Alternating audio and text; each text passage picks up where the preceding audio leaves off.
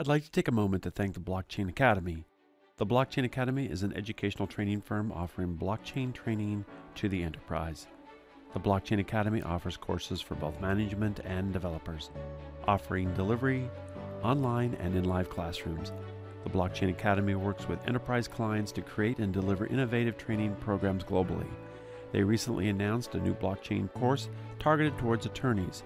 To learn more about the Blockchain Academy, visit them at www.theblockchainacademy.com. This is the Blockchain 360 podcast. Blockchain 360 is a podcast of interviews and discussions about the current state and direction of blockchain. Thank you for joining us today. If this is your first time listening, then thank you for coming. The Blockchain 360 podcast is produced weekly for your enjoyment, and show notes are found at our website, blockchain360.co. Come back often and feel free to add the podcast to your favorite RSS feed or iTunes. You can also follow us on Twitter at Blockchain360. All links discussed today are included in the show notes.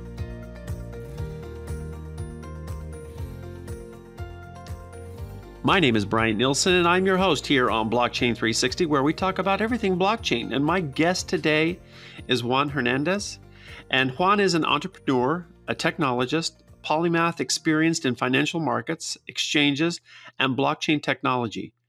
Previously, Juan participated in the software consulting and worked on various security and financial exchange platforms. He first became involved in the blockchain space by seeing an opportunity to improve the current systems in place for management and trading of alternative assets. This led Juan to become involved in working on a distributed ledger application in the alternative asset industry with OpenFinance network. Juan, welcome to the Blockchain 360 podcast. Thank you so much for having me, Brian. It's a pleasure to be here. Great. So there's a lot of people who don't know some of the terms that we actually just raised in your bio, and that is what is alternative assets?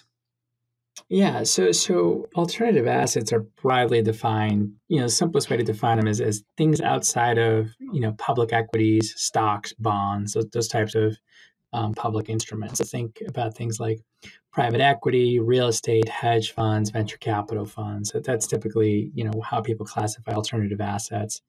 So that's the area that we specialize in. Certainly, there's millions of investors in the United States and worldwide as well that participate in these types of investments that make up a large part of their portfolio.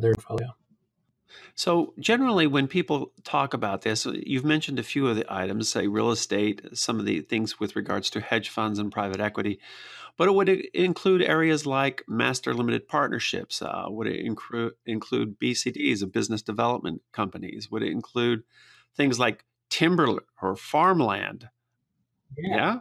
Yeah, actually, yes. I mean, so BDCs, non-traded REITs, LPs are some of the more common assets that we trade as well. But it also includes newer assets like crowdfunded assets, for example. So your traditional crowdfunding portals provide assets that would be classified as alternative assets, and now more recently, certainly these STOs, the security token offerings, classify as alternative assets as well.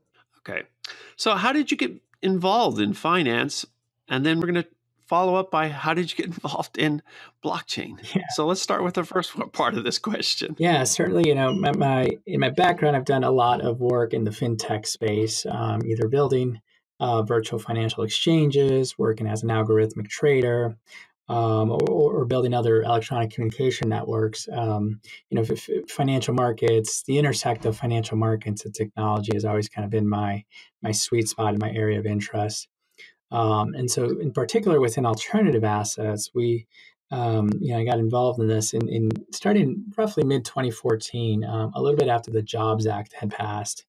And the Jobs Act is what allowed for a lot of this more recent crowdfunding activity to be allowable. So we got started there in 2014, working with crowdfunded assets, with real estate, REITs, BDCs, as we've touched on. And then in towards the tail end of 2016, we started really digging into blockchain technology. And at that point, pretty much every financial exchange in the world is starting to dig into blockchain technology. So we were no different, looking at the technology to see what it can do to streamline our clearing and settlement process, for example, and looking for other applications that would make sense within our capital markets infrastructure. So that's how we ended up in the blockchain space, working with some of the other early stage participants right now that are helping to really flesh out how securities and blockchain work together today. So you were on the finance side, on like the investment banking and exchange side of things, doing these things as a algorithmic trader, and you were then drawn to blockchain simply because it was just a popular thing, or I mean, was it more than that? I mean, half the problem that I find with a lot of blockchain solutions that are out there is they don't really add any value. Simply because you can put something on the blockchain doesn't mean that you should put something on the blockchain. So, what was it that kind of was the tipping point to say, you know what, the blockchain solution is really going to answer and resolve some of the issues that we're having in the alternative space? Yeah, absolutely. For us, it wasn't so much just like, oh, let's look at this shiny new toy that we can play with. It was really, really pragmatic. It was an approach of, it touched on clearing and settlement, for example. It was looking at how this new technology could really innovate our entire industry by taking a process that is very onerous and cumbersome, like clearing and settlement, and streamlining it through the use of this distributed ledger technology. So, the way we use blockchain is very, I like to say, very unsexy. I think we are one of the most boring use cases of blockchain technology out there because we use it, almost simply just as a distributed database, if you will. And so a lot of the ways that we use it are really just more from an operational and back office perspective. Certainly, there's a lot of hype and buzz, and to your point, a lot of people who are using blockchain who don't really need to use blockchain. But for us, certainly, it eliminates a lot of inefficiencies and redundancies within our back office flow. And that's the potential that we saw in it. And that's why we started digging into it. So not everyone is familiar with the settlement process of certain transactions, and you said that it helps in the settlement and flow of your middle and back office. Can you explain that? Because not everyone who is a listener of Blockchain 360 is going to know the answer to that. I mean, I do, but that doesn't mean that everyone else is. So if you could clarify that, that'd be great.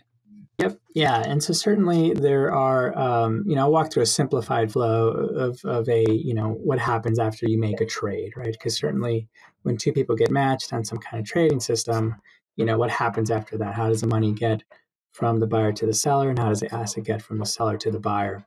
And so typically what happens is you have a lot of a lot of intermediaries along the way. You have institutions whose sole job is to either A, take custody of the funds, or to take custody of the asset, hold it throughout the duration of that life cycle, and ensure that it gets passed along from one location to another. And so those multiple steps, those multiple intermediaries are what provide a lot of the inefficiencies and a lot of the slowness really in the market. And so their distributed ledger technology is uniquely suited for allowing for that synchronization and the streamlining of those activities, because it basically allows for a trustless mechanism whereby you don't have to do that manual reconciliation and the overwhelming redundant repeated data and managing multiple isolated data silos. You can simply have one true source of data that everyone can key off of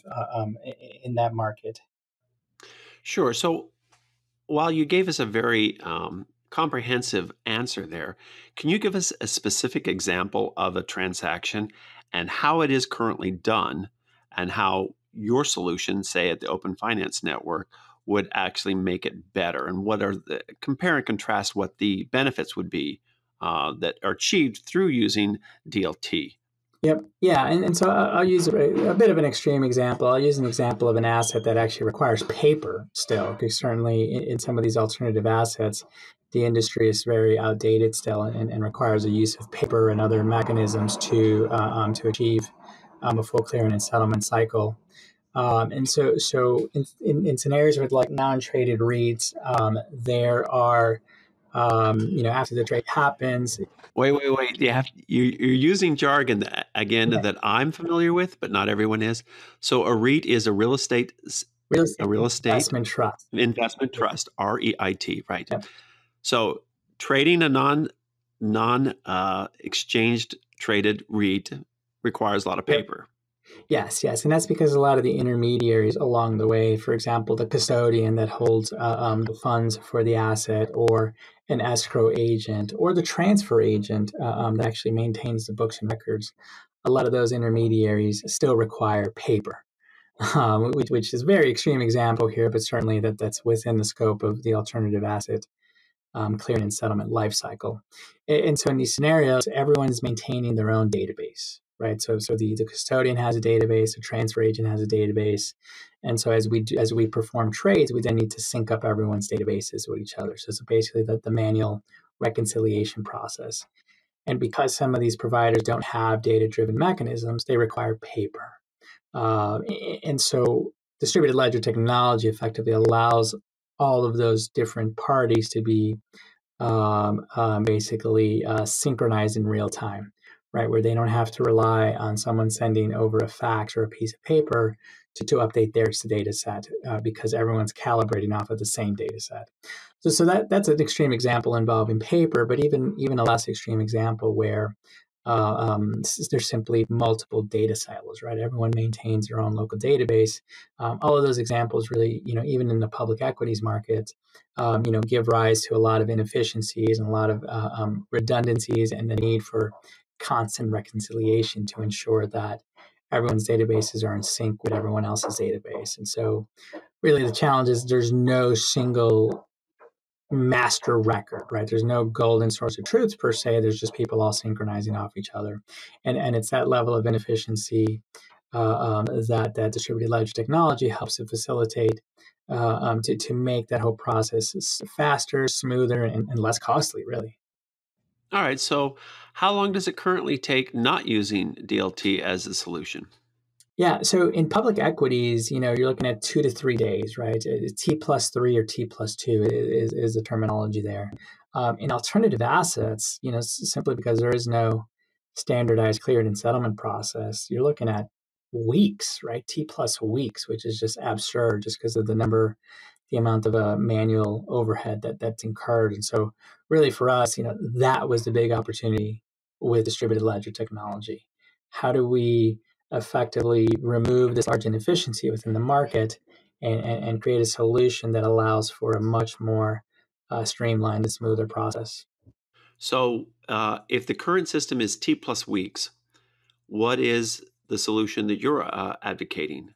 It's T+seconds, right? I mean, certainly once the transaction has been confirmed on chain, which can take a couple of seconds, a couple of minutes, depending on the chain, it's settled, right? And then all of the different intermediaries can reconcile off of that process if need be, or they can use that as their distributed database.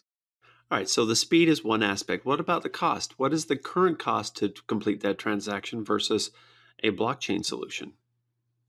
I mean, certainly whenever you have intermediaries or middlemen, if you will, right, everyone needs to make a dollar. No friction points sitting in the middle out of the goodness of their hearts. And so certainly there are overhead costs and expenses associated with those intermediaries that simply create friction points to the process. So, certainly, some numbers, large numbers kind of put inefficiencies of all these intermediaries and middlemen at $80 billion a year is the cost of that. The inefficiencies. The inefficiencies, yes. And so, yes, actually, I think that number comes from a gentleman at Santander Bank. So. Got it. Yep.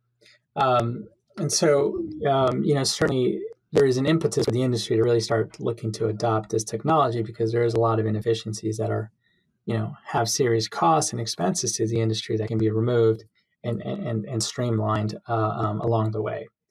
All right. So, how does the Open Finance Network platform utilize blockchain technology? I mean, so are you building this out so parties, the relevant parties, can participate, and it, aren't you taking on the new role of a middleman? I mean, so we do provide, our platform does provide a mechanism where others can plug into it. And so certainly our job is not to be simply just replace one middleman with another middleman, but to streamline, that middle process. And so we are building, our platform to be open to integration with other broker dealers, custodians, transfer agents, and banks in the space. Because for us, these are all participants that are currently involved in the clearing and settlement process, and we know that we can facilitate the process for them. So it's not necessarily about removing middlemen; it's about making the entire process smoother, so that the cost structure and the expenses are significantly reduced, and obviously speed of transaction increased. In building out this platform, have you settled on a particular blockchain technology that you're going to be deploying this on? I mean, it sounds like to me that this sounds like a quorum type, uh,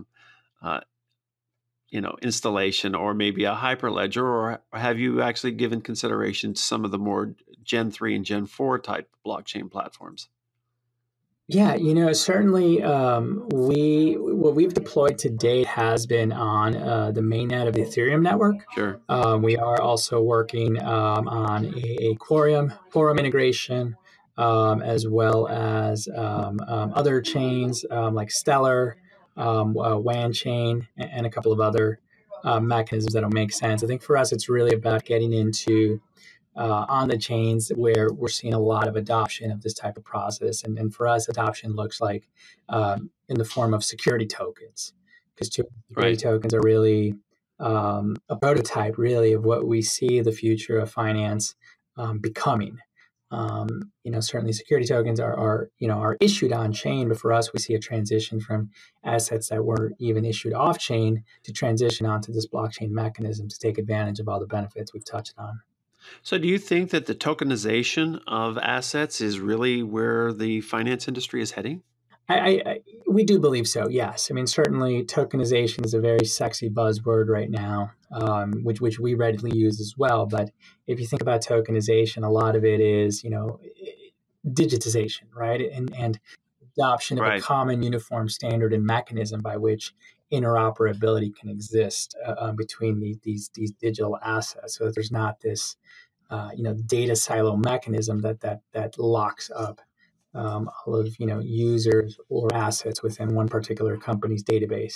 So it's just about creating this open interoperable infrastructure where all these digitized assets can readily transact. So, in your mind, what's the difference between digitization and tokenization? There's a distinction right now simply because you can digitize something without moving it on chain. But again, for us, we see the benefits of distributed ledger technologies being so significant that within 3 years' time, we see the entire industry moving in this direction, and digitization and tokenization are basically the same thing at that point. Certainly this is a novel new technology that a lot of people are still wrapping their heads around. But once the novelty of this new technology wears off, this is just the way you do things. You do it on chain because it's a superior data transmittal mechanism than anything else out there. All right. So, you've just said that the future of finance appears to be towards blockchain. The biggest question a lot of people have been asking is what is the adoption cycle? I mean, it was literally 2 years ago that every institution on the planet was throwing, tens of millions of dollars at creating POCs. But then all of a sudden, last year, it kind of evaporated. I mean, just nothing was left, and everyone was like, "Well, we're still evaluating it." The question that I always have is then what is going to be the adoption cycle, and how is that actually going to unfold? Yep. Yeah. And certainly right now, I mean, we're still very much on a steep upward incline, if you will. I mean, there's still a lot of uphill movement that still needs to be made. And certainly the adoption, or at least the exploration of this technology by some large name financial institutions, like a JP Morgan, like a Santander, like several other large banks and institutions across the world, and exchanges, right, like NASDAQ, Luxembourg Stock Exchange, Australian Stock Exchange. Certainly that gives a little bit more weight to this movement, but ultimately it's up to these, either the technology providers and or these large institutions to really make the technology accessible to a broader audience. Because right now it's not as accessible as it can be, and certainly it takes a large amount of technology know-how to actually be able to interface and engage with blockchain technology, and that's a big limiter. And so we think back to the early days of internet technology, right? TCP/IP mechanisms, which we won't delve too much into here, but certainly there's a lot of people today who use the internet who have no idea how the data is getting to them. They just know that it gets to them on their computer in a safe and trusted fashion. And so, we're still very much in early days of blockchain technology, and people are still building these applications on top of it. And key to that development is putting together applications that are very have strong UI UX, where the experience to the end user is seamless. They don't recognize they're on blockchain. They don't need to. All they know is that they're receiving a superior service or product than what they've had before. And it's been facilitated under the covers by this new blockchain technology, but to them, it's just a better mousetrap. I would like to take a moment to thank one of our sponsors, the Blockchain Academy. The Blockchain Academy is an educational training firm offering blockchain training for developers and stakeholders. The Blockchain Academy is currently offering the following live courses: Blockchain Security, Hyperledger Developer Workshop, and Ethereum 0 to DApp. Visit the Blockchain Academy's website for course outlines and course dates. The Blockchain Academy's courses can be delivered as a company-specific training, tailor-made to fit your organizational needs, delivered both on-site and online. The Blockchain Academy's training is cost-effective, flexible, and can be conducted in a manner that best suits your organizational needs. To learn more about the Blockchain Academy, visit them at www.theblockchainacademy.com. Well, one of the things you just brought up is the public's perception of the technology. So in the early days of the internet, you've pointed out that there was a lot of emphasis on the structure, the architecture of the technology, and now we're to the point where it just magically happens. Do you think that the blockchain adoption and that public perception is going to go through that same cycle of currently we're so interested in whatever the consensus mechanism is out there for it, and whether it's going to speed things up or not for us, or is it just going to become at some point a transparent adoption, and we're not even going to even know that it actually happened? Yeah, I think it's certainly the latter. I mean, I think certainly the way most technology like this is adopted is it does, that there's that early adopter phase where there's a lot of pioneers and technology innovators that first start using it. Certainly that there's that, that gap, if you will, where it goes from an early adopter to mainstream. And that's seemingly where we're at right now, where now that there's a lot of large institutions starting to get involved in this process, we're starting to see a lot more mainstream recognition and information getting put out there. But ultimately, I don't expect the retail user to be well versed in consensus mechanisms or zero knowledge proving mechanisms. I mean, certainly that's beyond the scope of most everyday users. But once you have that trust node factor put into place, you have your local bank is using this technology, then you'll see people start to put a lot more weight on using it, and or right, not even really know that they're using it, just know that their bank rolled out a new product that makes it that much easier for them to manage their finances. So far, we've covered the benefits to a consumer and in terms of settlement time and possibly lower costs. We've also talked about it from an application side for, say, these institutions wanting to do this. What's the benefit to investors? I mean, how's it going to translate to them? Yeah, And do the investors, is it going to be the investors in your platform that it's going to be benefited, or is it going to be the investors of those firms that actually deploy your platform? Both, certainly both. Our platform, what it does is streamlines and facilitates the transfer of these securities, initially starting with security tokens. I mean, certainly, if you go to our website at openfinance.io, you'll see a lot about security token trading, and that's simply because that's the first use case. That's how the industry as a whole is prototyping this new technology to gauge, right? Can you issue these securities on chain, and also can you manage the books and records of these securities on chain? Certainly, obviously, we're very bullish on both those concepts, but initially, the prototype of this new process is these security tokens that are out there, and so certainly, our platform benefits. Not just the investors that may already be in these security tokens and are looking for the option of liquidity, or new investors who may wish to participate in these security token offerings, but it also benefits the issuers of these assets, right? The companies behind these securities, because their shareholder base gets the benefit from this service that we're providing, and they can use that to tap into broader capital markets for their offering. So you have this beautiful platform, and Right. I've actually been to your website. In fact, I'm looking at it right now.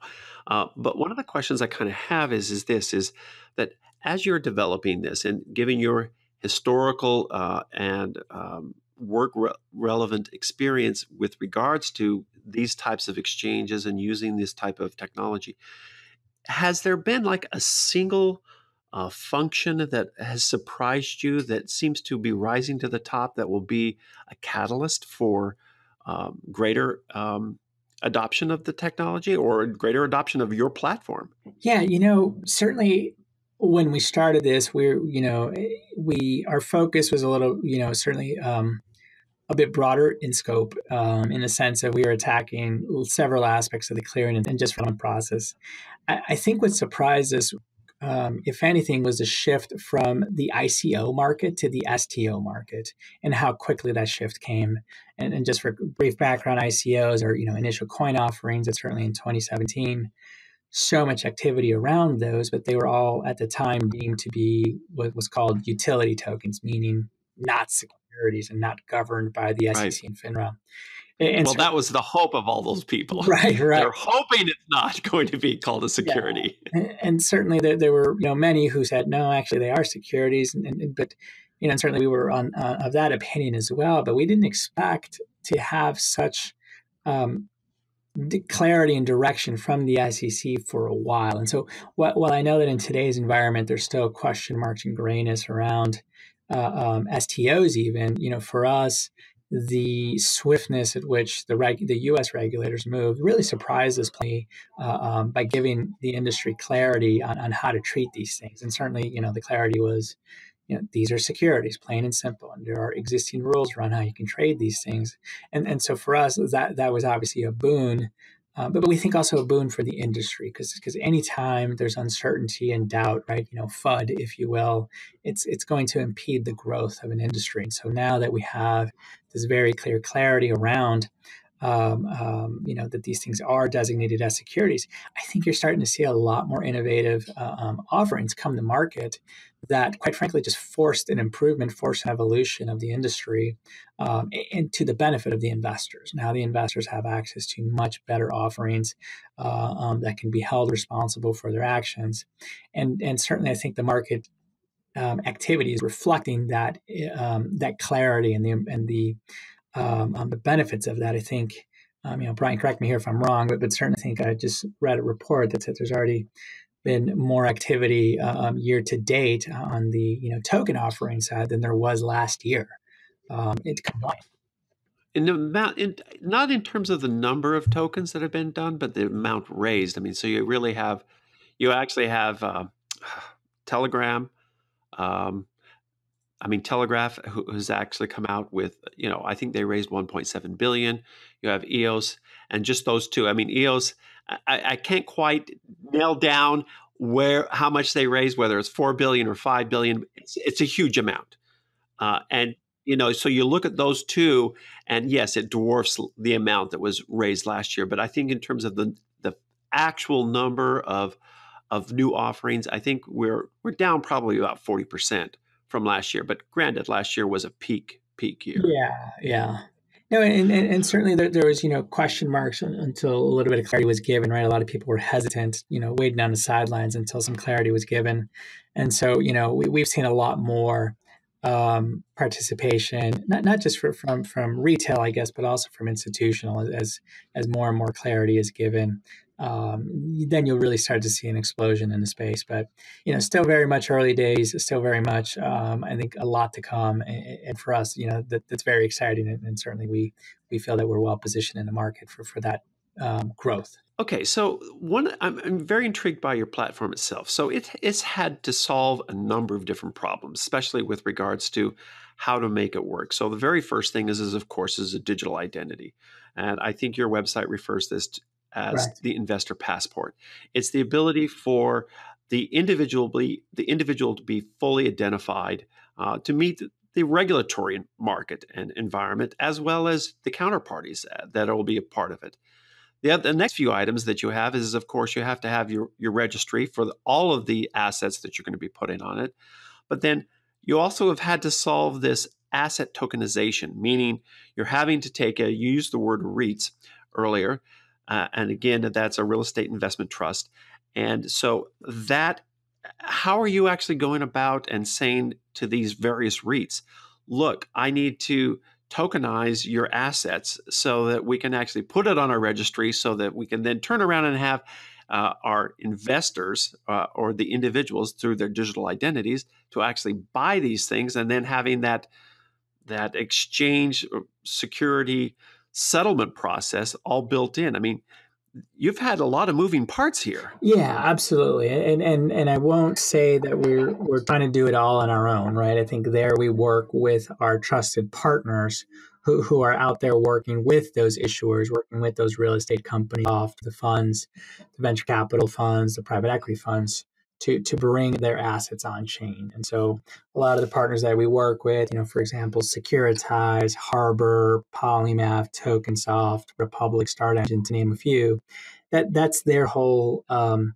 their whole process of working with the issuers and bringing them on chain. That's what we tap into. And so certainly, our approach, is in line with our name, if you will, right? We're trying to build a network here. Sure. We're not trying to boil the ocean. We're not trying to do every last piece of the life cycle. We want to work with our partners and other participants in the market to help connect all of these different parts, these moving parts, these different processes. And really, what we look at ourselves as is basically building infrastructure. We think we're building infrastructure in the market that'll help it grow, that'll benefit all of our partners, and that'll benefit all the participants, including the investors in the market. Now, you've only been building on this for basically a year. Is that development really only started a year ago? So this is all very new. It's all very coming, forward very quickly. Yeah, it's certainly some of the newer mechanisms. The stuff that we went to market with is roughly a year in development. And you've just recently had your beta launch, I guess, 3 months ago? Yep. And you're now almost at the point where you're doing full release? Or have you done the full release? We've done our full release, actually. Our beta launch was on the testnet, and we had early participants, folks who had whitelisted themselves, who were helping us with the testing and the feedback of the platform. From there, we went back, made the revisions, and rolled out our live platform on the mainnet about a week and a half ago, actually, sorry, June 28th, so 2 weeks ago.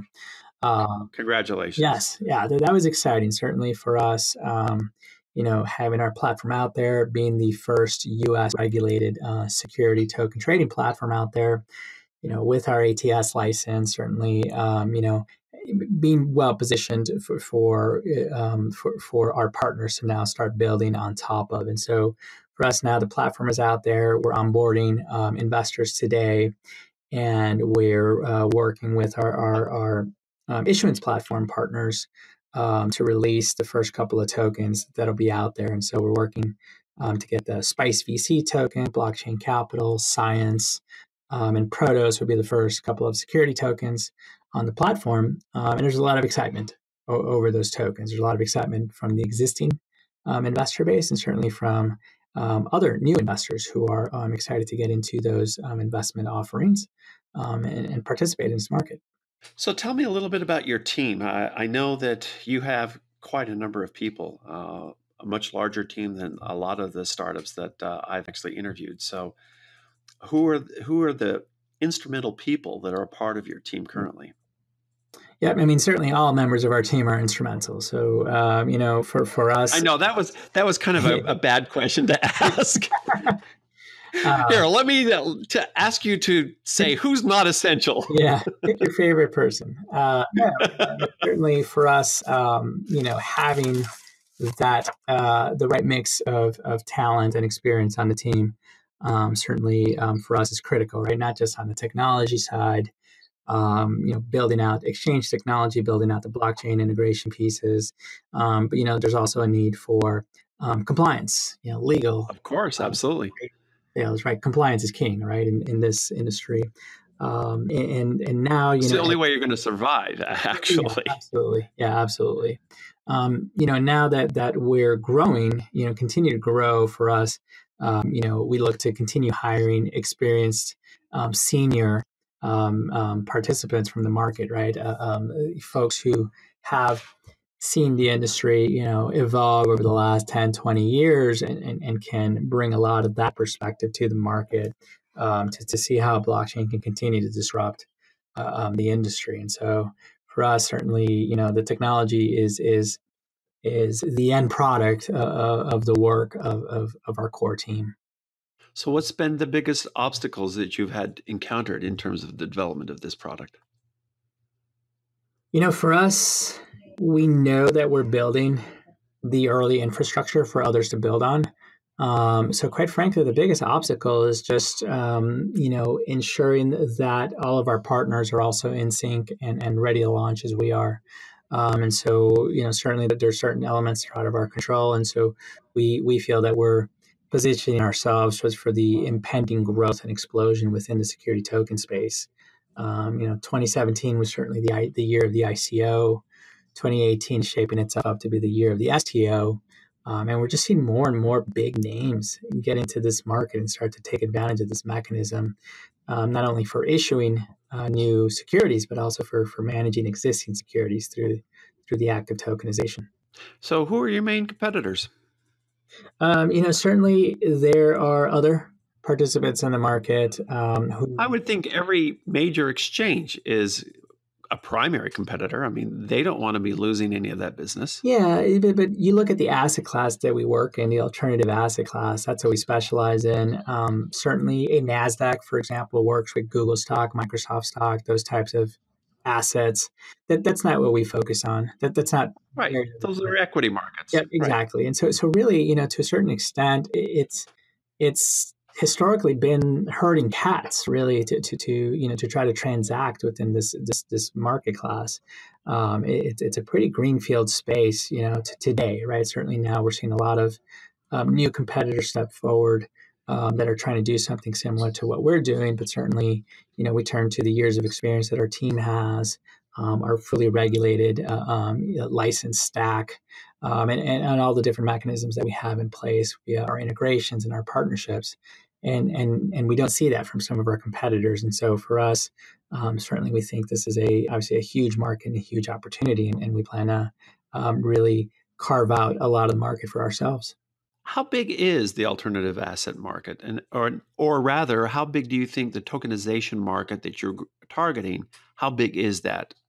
Yeah, the alternative asset market itself is roughly $7.7 trillion.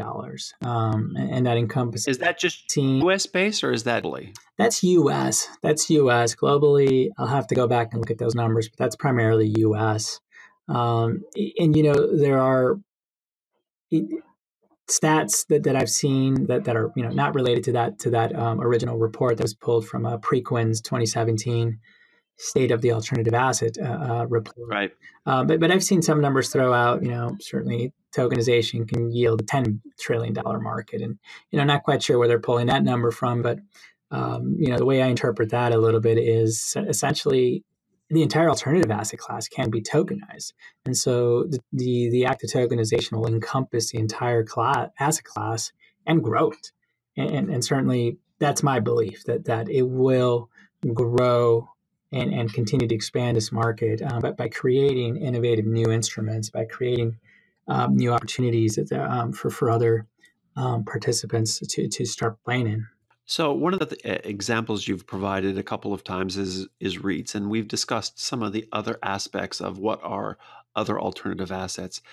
What is going to be the impetus for these institutions to say, you know what, I need to have uh, what I'm doing tokenized. I need to have it so that I can actually go out there and expand the potential market for um, investors for my product. I mean, real estate investment trusts primarily revolve around real estate assets, whether it be commercial or residential real estate assets, but it can include mortgage assets.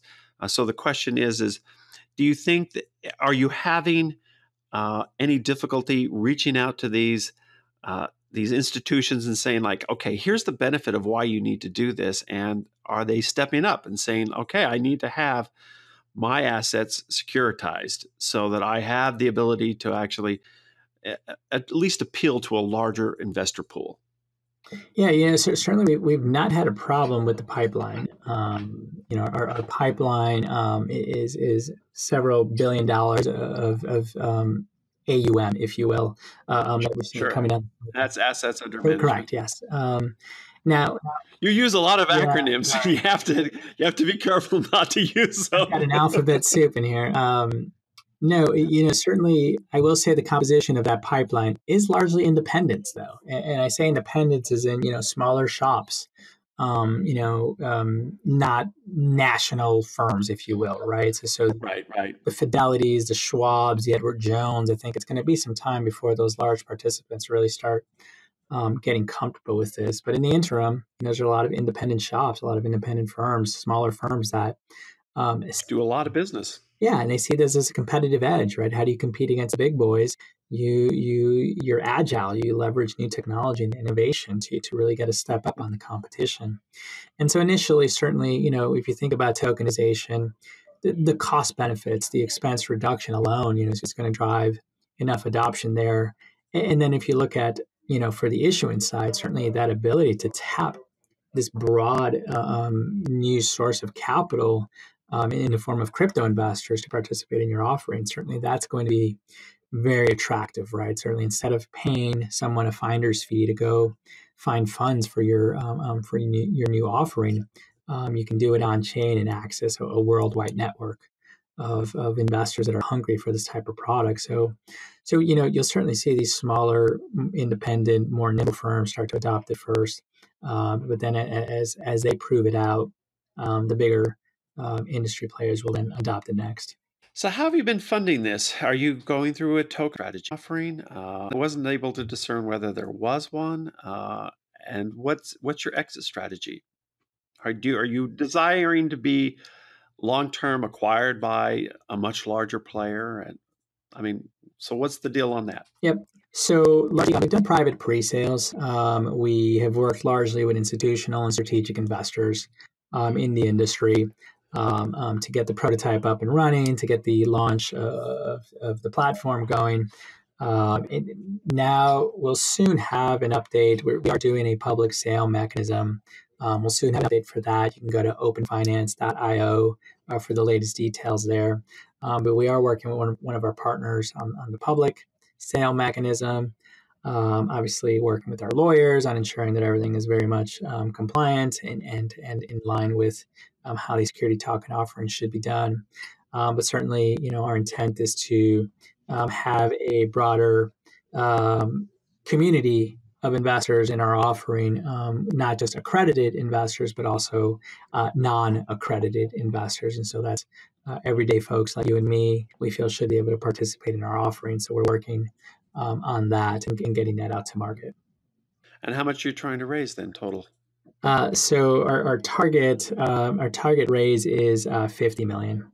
All right. So you didn't answer the other question. So what is the exit strategy? Is the exit strategy to just grow so large that you're a standalone institution, or is your exit strategy Yeah, I going to mean, be certainly internally, yes, we always joke, or not joke, but we always reference ourselves as, we're trying to be the NASDAQ of alternative assets. But the NASDAQ, if it were created today, right? I mean, that's the easy, right?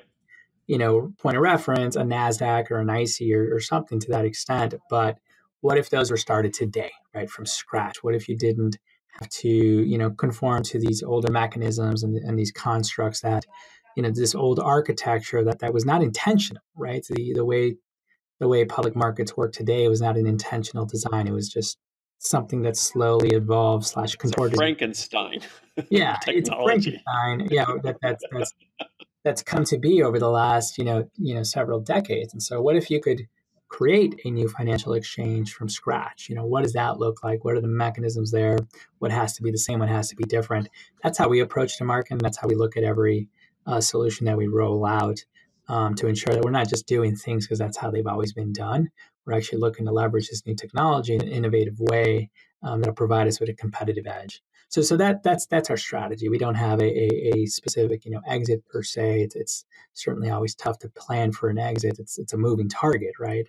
But Right, right. it's about building this large scale, robust infrastructure and network, that reimagines what a financial exchange would be like today. Well, this is really great. I found this a very interesting interview simply because, as many of my listeners know, I own two training firms. I own a blockchain training firm and I own a capital market training firm. And as a result of that, this was one of the very few conversations I've been able to have where it actually married both of these things that I deal with every single day into a single conversation. It's been really interesting. Uh, I guess really the thing I would say is this. What, just the final few questions. What do you think is going to be the adoption phase? I mean, do you think that we're going to see, how am I going to say this? What's the tipping point for massive uh, enterprise level blockchain adoption? Yeah. What is going to be that tipping point? Because it I mean, we've seen that there's a savings.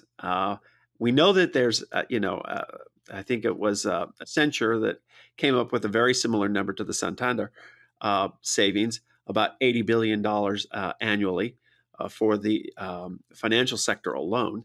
So, what is going to be, if that hasn't been the impetus to date, what is the impetus that's going to make that everything just to start to fall into place? Is it going to be central banks? Is it going to be the regulatory market saying like you have to do this? Because my feeling is that at some point, whatever it is, it once it starts tipping, everyone will fall into line. Yep. So what are your thoughts on that? Yeah, I mean, certainly we need additional regulatory clarity. That's an easy one, right? We've gotten some clarity, but there's still a lot of question marks and gray areas that will force the larger players to kind of sit on the sidelines until there's a resolution. So issues of custodianship still need to be resolved. Um, Beyond that, quite frankly, we're already starting to see these large names start to really put their weight behind us.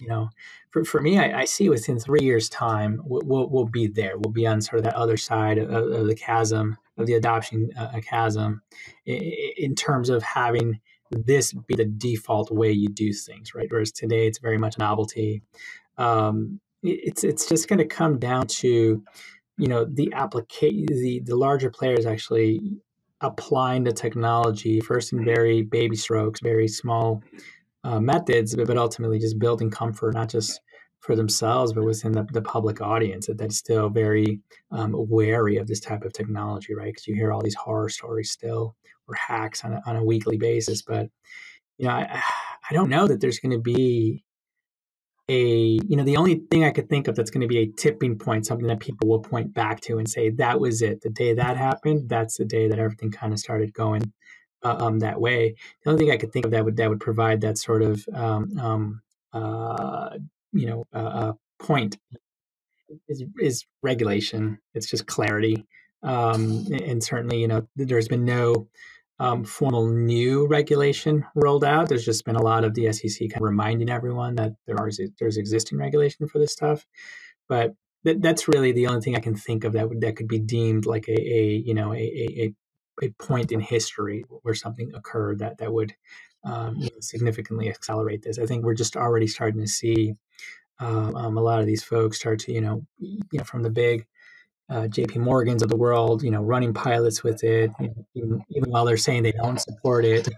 You're already Right. I love that yeah. that dichotomy of no. We are totally against it, but we have made massive investments in the technology. Exactly. Yeah. So I think you'll just start to see a very gradual phase there, but certainly, I firmly believe in 3 years' time we'll be on the other side of that gap. Well, I want to thank you. My guest today has been Juan Hernandez. He's the CEO of OpenFinance Network, and you can learn more about him at openfinance.io, and you can also follow him on Twitter at openfinance.io. I want to thank everyone for listening to this episode of the Blockchain 360. And Juan, thank you once again for being my guest. Great, Brian. Thank you so much for having me. I really appreciate it. The Blockchain 360 podcast is produced weekly. Have a question? Want us to interview someone specific? Wish to hear about a particular topic? Let us know. You can email podcast@blockchain360.co or tweet us on Twitter @blockchain360 or at our website blockchain360.co.